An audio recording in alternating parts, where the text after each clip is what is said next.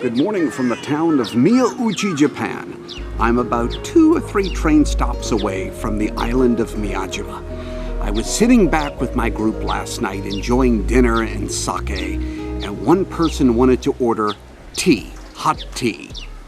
And another person said, just get whatever's on the menu. Japanese tea is Japanese tea. There's really no difference. Oh, you could not be more wrong. Let's discuss in this video the differences in tea from Japan. While everyone knows what tea is, very few people understand the difference between Japanese tea and other forms of tea. And even fewer people know that there are numerous types and categories of tea in Japan that some Japanese citizens take very seriously. But this video is designed to provide the broad strokes, to inform you without drowning you in details. I'll keep it straightforward and simple, I promise. So let's get started. Japanese tea originated in China. No surprise there, right? Monks in Japan would visit China and bring some seeds back home. Over time, they would plant the seeds and create small gardens where tea would begin to grow, and soon they were harvesting enormous crops. Now keep in mind, this began centuries ago. Today, tea in Japan has evolved into a phenomenal enterprise and a billion-dollar, or yen, industry. Today, numerous varieties of Japanese tea are grown all over Japan, but especially in the regions of Shizuoka, Kagoshima, and Mie. When I traveled to Japan, I could spot premium tea purveyors every now and then, like this one in the Arashima section of Kyoto, Japan. It's a dignified, cultured industry. In fact, I have a handful of friends who live in the United States but used to live in Japan, and whenever I'm back in their homeland, I purchase big shipments of certain teas to send them back to the United States for them, and I'm more than happy to do it. Now, due to the wide varieties of tea, there are literally dozens of choices. Some are ground to a fine powder, some aren't. Some include roasted leaves, some don't. Some are steamed and some are aged. Each flavor would have its own process and expectation, shelf life, color, flavor, and aroma. However, here's a quick breakdown of a few types of very popular tea that you'll find in Japan. So let's start with the one that most people are aware of, matcha. Matcha is a type of powdered green tea, and there are typically 2 forms of matcha that are available: commercial powdered and a form of ceremonial matcha. The ceremonial matcha is a little different than common store-bought matcha. In fact, most people don't know that you can choose from thick and thin matcha. Thick matcha is known as koicha, and thin is named usucha. Koicha is a thick, deep, green blend of matcha in hot water that requires about 3 times as much tea when compared to usucha. To prepare usucha, it's combined with hot water and is whipped with a tea whisk, while koicha is kind of kneaded with the whisk to carefully blend the amount of powdered tea into the water. Matcha comes from the green tea plants that are covered and grown in the shade just before harvest. This increases the amount of chlorophyll in the leaves, giving them a bright green color. And the highest grade of matcha is grown underneath black canvas. This is rumored to be the favorite tea of the former emperor Akihito.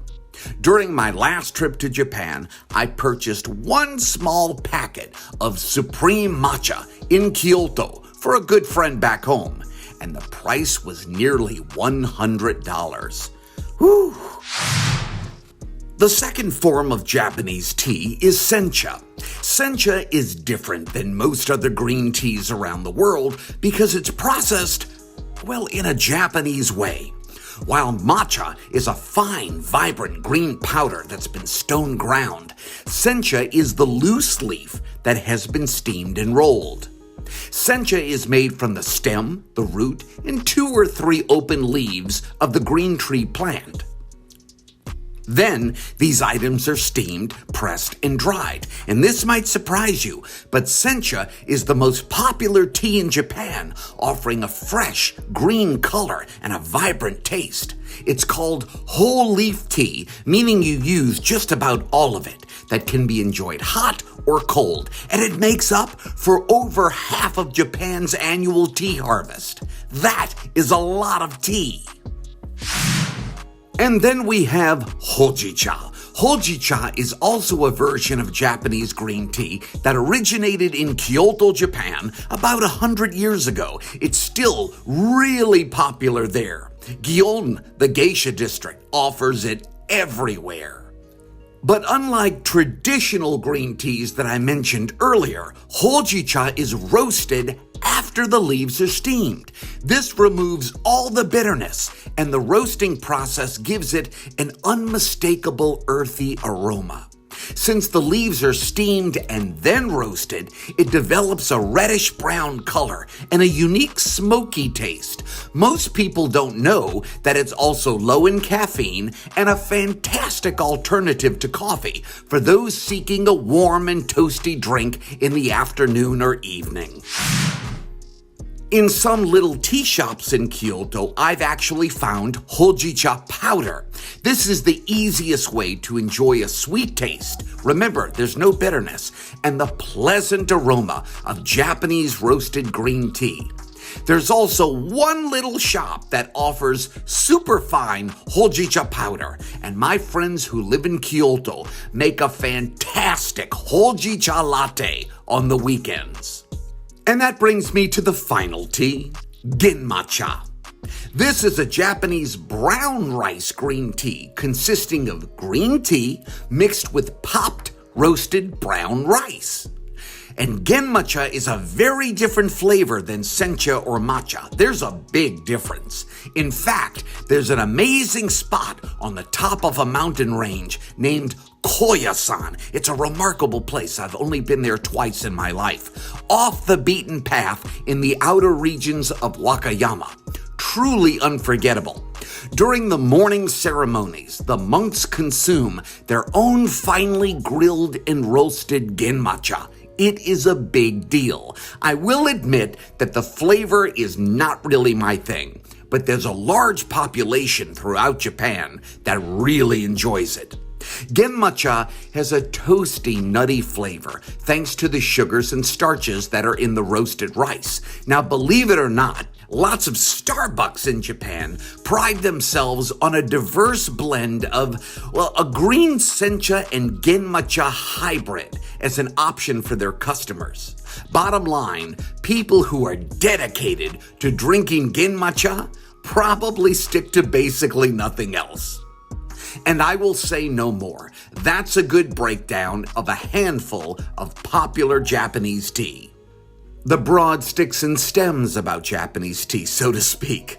And if you're interested, there are many other Japanese teas to consider. Thanks to the internet, you have access to dozens and dozens of options. Lots of tea companies that are based in Japan send their finest products to the United States, so you can buy them and sample them for yourself with just a few clicks of your computer mouse.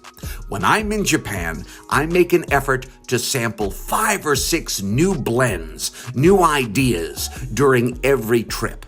It's one of the things I enjoy doing that truly helps me to absorb the spectacular variety and essence of the Japanese culture.